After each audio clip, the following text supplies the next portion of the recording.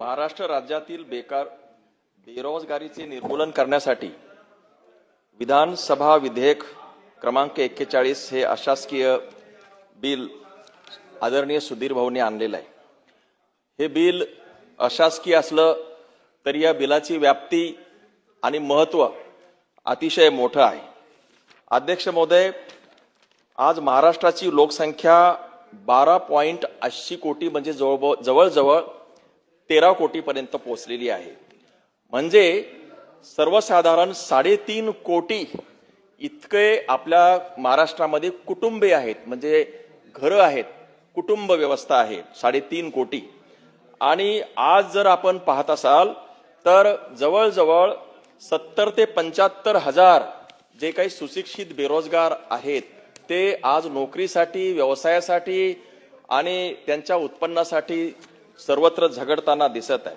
अध्यक्ष महोदय, ग्रामीण महाराष्ट्र जो आहे तो जवळजवळ 50% आहे। आता तो कमी होतोय, परंतु 50% हा ग्रामीण भाग आहे आणि शहरा भागातली परिस्थिती तशीच आहे। अध्यक्ष महोदय, महाराष्ट्राची प्रगती मोजताना आपण जीडीपी सांगतो, महाराष्ट्राचा जीडीपी एवढा वाढला, महाराष्ट्र प्रगती करतंय वगैरे या संदर्भात चर्चा होते, पण प्रत्यक्षात महाराष्ट्रातल्या प्रत्येक माणसापर्यंत तो आर्थिक विकास पोहोचला का, हा खरा सगळ्यात महत्त्वाचा प्रश्न आहे। आणि विद्यार्थ्यांचं काय, त्यांचं नोकरीचं काय, जे काही आपण वेगवेगळ्या योजना आणतो, स्कीम आणतो, त्या संदर्भात किती सुशिक्षित बेरोजगारांना नोकऱ्या मिळतात, हा संशोधनाचा प्रश्न आहे। अध्यक्ष महोदय, महाराष्ट्र शासनाकडे महाराष्ट्र लोकसेवा आयोग आहे, या आयोगामार्फत काही विशिष्ट पदांची भरती घेण्यात येते, परंतु आता मला सांगा 2001 नंतर हे जे आकृतीबंध आहेत, आकृतीबंध म्हणजे नोकरी घेण्यासाठीचा जो काही आकृती एका प्रत्येक विभागाचा आकृतीबंध असतोय, तो आकृतीबंध तिथेच थांबलेला आहे। म्हणजे 2001 नंतर जे काही कर्मचारी अधिकाऱ्यांच्या भरती जी आहे त्याच्यामध्ये वाढ न होता त्याच्यामध्ये कमी करा अशा प्रकारचा दंड घातलेला आहे। अध्यक्ष महोदय, लोकशाही वाढते आणि नोकर भरती कमी होत आहे। सगळ्यात महत्वाची गोष्ट आणि कळस म्हणजे महाराष्ट्र शासनाने कंत्राटी पद्धती आणलेली आहे आणि ही कंत्राटी पद्धती या सगळ्या तरुण बेरोजगार आणि काम करणाऱ्या लोकांच्या मुळावर उठलेली आहे। ही कंत्राटी पद्धतीची कल्पना, भन्नाट कल्पना कोणी सुचवली अजून त्याला समजायला मार्ग नाही। अध्यक्ष महोदय, ही जी कंत्राटी पद्धत आहे, कंत्राटी पद्धत, याच्यामुळं महाराष्ट्रातला जो कोणी कंत्राटी पद्धतीवर काम करणाऱ्या प्रत्येक विभागामध्ये आता ही पद्धत आहे, सगळ्या विभागामध्ये, पर्यटन विभागामध्ये आहे, परिवहन विभागामध्ये आहे, तुमच्या आपल्या स्किल विभागामध्ये आहे, सगळ्या विभागामध्ये ही कंत्राटी पद्धती आहे। आणि या कंत्राटी पद्धतीवर काम करणाऱ्या कर्मचाऱ्यांचं शोषण, मी शब्द वापरतो, शोषण करण्याचं काम दुसरं तिसरं कोणी करत नसून ही आपली शासन व्यवस्था करते। याला कोणतं शासन जबाबदार आहे असं मी म्हणणार नाही, परंतु ही व्यवस्था कंत्राटीची आणून कोणाचं भलं झालेलं आहे, याच्यामध्ये जे काही बेरोजगार आहेत किंवा जे कंत्राटीवर काम करतायत त्यांचं भलं झालेलं नाही। त्यांना पगार आहे तो कमी मिळतो, त्याच्यामध्ये त्यांना जगताही येत नाही आणि मरता येत नाही, आणि म्हणून अशा प्रकारे त्यांना भविष्यातल्या कोणत्याही संध्या मिळत नाही, त्यांना परमनंट होण्याची कोणती सुविधा नाही। आणि म्हणून सगळ्या आरोग्य सेविका, आरोग्य विभागात असेल, महाराष्ट्र शासनाच्या सगळ्या विभागामध्ये ज्या कंत्राटी भरतीवर काम करणाऱ्या जी लोक आहेत त्यांचं शोषण सुरू आहे। आणि म्हणून ही कंत्राटी पद्धती आहे ती ताबडतोब बंद करण्याची आवश्यकता आहे। आणि त्या लोकांना जे कंत्राटीवर काम करतायत, पद्धतीवर काम करतायत, विशेषतः महाराष्ट्र महावितरणमध्ये किंवा सर्व विभागामध्ये ही लोक आहेत, आणि म्हणून ह्या लोकांना शासन सेवेमध्ये प्राधान्यानं नोकरी देण्याची गरज आहे। दुसरं, की जी काही आकृतीबंध जो कमी झालेला आहे तो मुळातला आकृतीबंधाची वाढवावी आणि जास्तीत जास्त लोकांना, जास्तीत जास्त सुशिक्षित बेरोजगारांना या शासनाच्या सेवेमध्ये नियमित भरती करावी। कारण मला हे तथ्य समजत नाही की लोकसंख्या वाढते, शासनाच्या जबाबदाऱ्या वाढतात, मग आकृतीबंध कमी कसा होतो, आणि म्हणून आकृतीबंध वाढवावे। महाराष्ट्र शासन ह्युमन कॅपिटलवरती जो काही खर्च करतं, एखादं पद निर्माण करायचं असेल तर वित्त विभाग त्याच्यामध्ये अडचण निर्माण करतं, मात्र ह्युमन कॅपिटलवर खर्च न करता कॅपिटलायझेशन भांडवली म्हणजे मोठमोठाले रोड, मोठमोठ्या बिल्डिंग ह्याच्यावरती जास्त खर्च होतो आणि म्हणून ह्युमन कॅपिटलवरती जास्तीत जास्त खर्च झाला पाहिजे. वित्त विभागाने, महाराष्ट्र शासनातल्या सगळ्या विभागाने उदार हस्ते ह्युमन साठी जर मदत होत असेल, नवीन पद भरती असेल, त्याला प्रोत्साहन देण्याची गरज आहे. दुसरं, आपण जे शाश्वत विकास नेहमी भाषा आपण सगळेजण करतो. अध्यक्ष महोदय, जे काही दुग्ध व्यवसाय आहे, पशुधन विकास व्यवस्था आहे, कुक्कुटपालन आहे, बाकीचे हे जे उद्योग व्यवसाय, त्याची चर्चा फक्त इथे होते. मला सांगा किती गायी दिलेल्या आहेत, किती कुक्कुट पालनाचे आपण हे केलेले आहेत, याची चर्चा फक्त होते.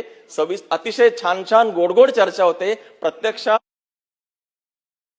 अंमलबजावणी त्याची होत नाही आणि म्हणून हा सुशिक्षित बेरोजगाराचा जो ताण आहे तो ग्रामीण अर्थव्यवस्थेवरती आलेला आहे. आणि पर्यायानं आता जी चर्चा झाली की जी काही निराशा जी आहे युवकांमध्ये ती निर्माण झालेली आहे. म्हणून स्थानिक लोकांना त्या ठिकाणचं काही कृषी व्यवस्थेवरती पूरक व्यवसाय कसे करता येईल, त्याच्यावर आधारित कशा प्रकारचे उद्योग व्यवसाय देता येतील, याच्यावरती शासनानं मिशन मोडवरती काम करण्याची गरज आहे. MIDC जे झाली त्याच्यावर चर्चा खूप झालेली आहे. MIDC येतात, MIDC फक्त महाराष्ट्रातल्या 4-5 जिल्ह्यामध्येच येतात. आता खरं म्हणजे 4-5 चर्चा तर खूप होते की एवढा रोजगार लागणार, तेवढे लोक लागणार, परंतु ग्रामीण भागामध्ये या विदेशी गुंतवणुकीचा, उद्योगाचा आणि बेरोजगारीचा सुतराम संबंध येत नाही आणि म्हणून त्याचं सुद्धा कुठेतरी विकेंद्रीकरण करण्याची गरज आहे. पोलीस भरती असेल किंवा बाकीचे आता जे काही सुरक्षा बलचे कर्मचारी आहेत त्यांना सुद्धा जास्तीत जास्त भरती करावी. कारण लोकांना जे काही सुशिक्षित बेरोजगार आहेत ते आता खरं म्हणजे त्यांच्यामध्ये एक प्रकारची निराशा निर्माण झालेली आहे. शिक्षण पद्धती, आपण स्किल एज्युकेशन वरती चर्चा करतोय. आता पूर्वीची शिक्षण, उच्च शिक्षणात बदल झालेला आहे. विद्यापीठ शिक्षणामध्ये स्किल क्रेडिट सिस्टम आलेली आहे आणि म्हणून कौशल्य शिक्षणावर आधारित ज्या आपण काही कोर्सेस देतो त्या कोर्सेसला अनुरूप पुढे ते विद्यार्थी त्याच्यामध्ये आले पाहिजे. मध्यंतरी काय झालं, 1990 आणि ते 2000च्या कालावधीमध्ये बीएडचं उदंड पीक आलं बघा.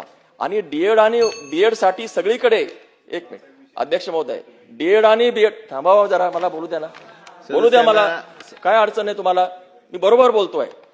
डीएड आणि बीएडचं उदंड पीक आलं. जास्तीत जास्त डीएड बीएडच्या डिग्र्या घेतल्या, अनेक संस्था त्याच्यामध्ये गब्बर झाल्या, डीएड झाले, बीएड झाले आणि त्यांना नोकऱ्याच मिळाल्या नाही.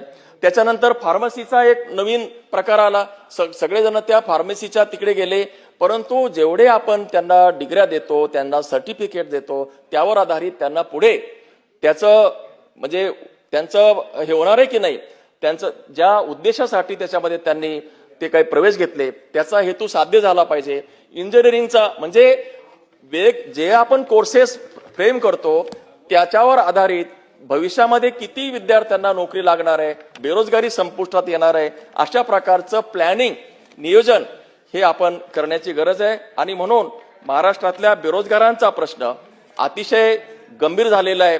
या प्रश्नाला केवळ चर्चेच्या इतपत मर्यादित न ठेवता सर्वंकषपणानं एखादी समिती, सुधीर भाऊ, या प्रश्नावरती समिती निर्माण करा ना, कारण हे खूप महत्वाचं आहे. हे काही कुठल्या पॉलिटिकल पार्टीचा विषय नाही. आपली व्यवस्था कुठेतरी कमी पडलेली आहे. महाराष्ट्र शासनाचं धोरण व्यवस्था पंगू झालेली आहे.